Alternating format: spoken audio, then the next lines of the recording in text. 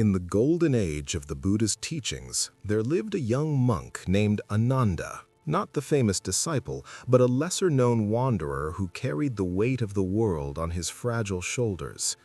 His mind was like a leaf in a storm, tossed by every worry, every insult, every failure. He had abandoned 2 monasteries, quarreled with 3 teachers, and wept more nights than he could count. One morning, broken and desperate, he arrived at the feet of the Buddha, who sat beneath an ancient banyan tree near the city of Savatthi. "Blessed One," Ananda whispered, his voice trembling, "I am weak in mind. The world crushes me. How do I become mentally strong?" The Buddha looked at him with eyes full of compassion, not pity, but the kind of understanding that sees through flesh and bone into the very core of suffering. He smiled gently and said, "Sit with me, young monk. I will show you 10 ways to build a mind that no storm can break." "The first way," the Buddha began, "is to accept what you cannot change. There was once a farmer who cursed the rain for ruining his crops. He cursed the sun for burning them. He cursed the wind for scattering his seeds. He spent his whole life fighting the sky and died exhausted, having harvested nothing. The mentally strong do not waste energy on what is beyond their hands. They turn their attention to what they can do. This is not surrender. This is wisdom. The second way is to guard your thoughts, for they become your destiny. A single poisonous thought left unchecked is like a single spark in a dry forest. You do not need to believe every thought that enters your mind. Watch your thoughts like a gatekeeper watches the city gates. Let the worthy ones enter, turn the destructive ones away. The third way is to embrace solitude without fear. Most people run from silence because in silence they must face themselves, but the strongest minds are forged in stillness. Learn to sit with yourself, with your pain, your doubts, your shadows, without running. The man who can be at peace alone can be at peace anywhere. The fourth way, the Buddha continued, is to stop seeking approval from others.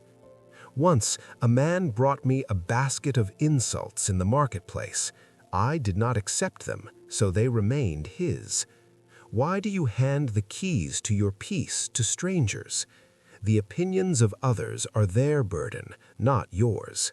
A tree does not stop growing because someone dislikes its shade. The fifth way is to let go of what has already gone. You carry yesterday like a boulder on your back, and then you wonder why you cannot walk. The past is a teacher, not a prison. Take the lesson, leave the pain. A river never flows backward, neither should your mind. The sixth way is to practice patience, the most quiet and powerful form of strength. Anyone can react in anger. It takes no skill, no discipline, no courage.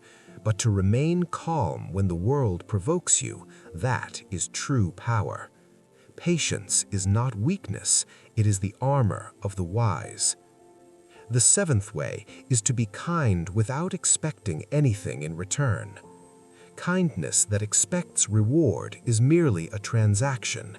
True kindness flows freely like sunlight, and in that flowing, the giver becomes stronger than the receiver, for the giver has conquered selfishness, the most stubborn enemy within. The eighth way is to face your fears instead of hiding from them. Fear is not your enemy, avoidance is.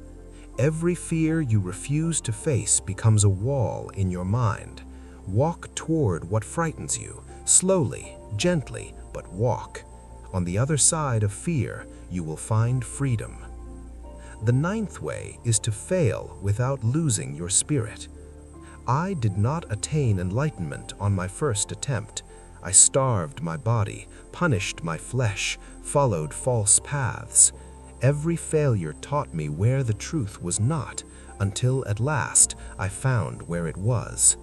Failure is not the opposite of strength, it is the price of strength. And the 10th way, the Buddha said, his voice soft but immovable like a mountain, is to remember that nothing is permanent.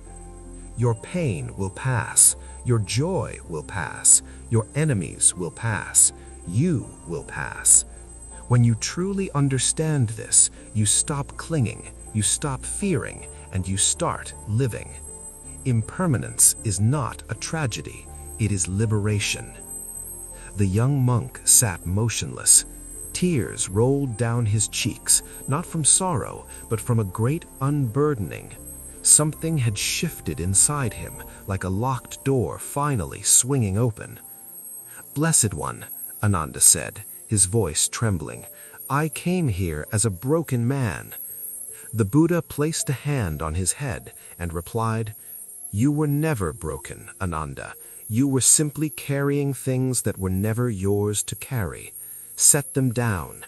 Your strength has been within you all along, waiting like a lion asleep in a cave. Now, wake it up." And from that day forward, the young monk walked through life not without pain, but without being destroyed by it. And that made all the difference.